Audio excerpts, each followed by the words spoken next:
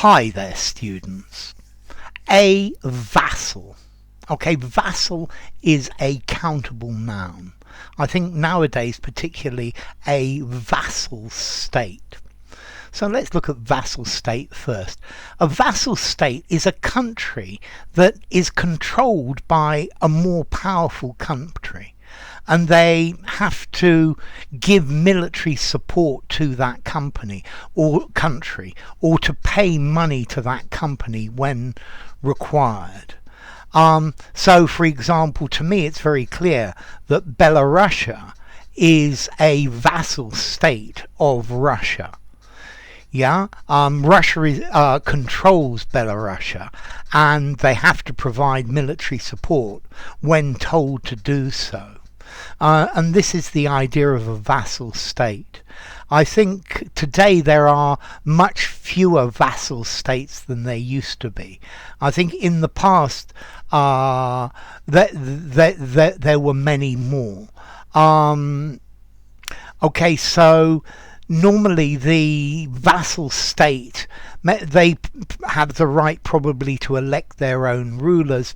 The degree of independence may vary. So it's like a puppet state or a protectorate or a client state. We will tell you what you can and can't do. And this is the idea. So a vassal state in history, perhaps they had to provide soldiers to fight for their lord or master. They're maybe owned by an empire. Okay, so either that, or maybe they have to pay tribute. They have to pay money each year to the ruling state or the country that's in charge. So a vassal state. Normally when there is an empire, then various countries need to pay tribute and give support and give soldiers or military support to another country when they're required to do so. Let's see, historically, in the origin of this word vassal, a vassal was a person who agreed to fight for a king or for his lord, when needed, and this person was then given protection by the lord, and they were also given land to live on. So the lord of the manor would give you some land to live on and to farm, but if he needed you to go and fight, then you had to go and fight for him. This was quite common in medieval Europe. So you've got to go and fight for them when asked for them. You will receive protection in return from bandits or things like that, and you get a piece of land to live on. You probably got to pay taxes on your produce and things like that. But that's the idea of a vassal, a bondsman, a dependent. Don't confuse vassal with vessel, meaning a container or for things, or a ship.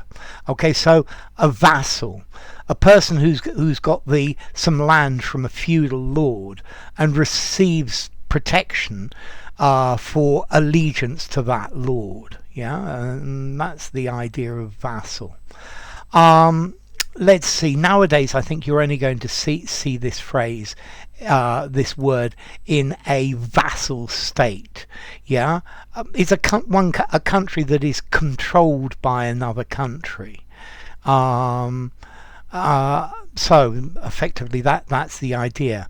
But so a vassal, effectively a person or a nation who is subordinate and is dependent on another more important state. So formality, a vassal state, I think I'm going to give it a 7.5 in formality, using a semi-formal writing or a formal writing. And then as to origin, okay, this comes from Latin vassus, meaning a servant, which actually comes from Gaulish vassos, a young man or a squire, Proto-Celtic vastos, a servant. Okay, so a vassal, effectively somebody who's controlled by somebody else and you have to do what they say. Enough. If you enjoyed the video, give it a rating, subscribe to my channel, and I will see you soon. Bye for now. Vassal, vassal state.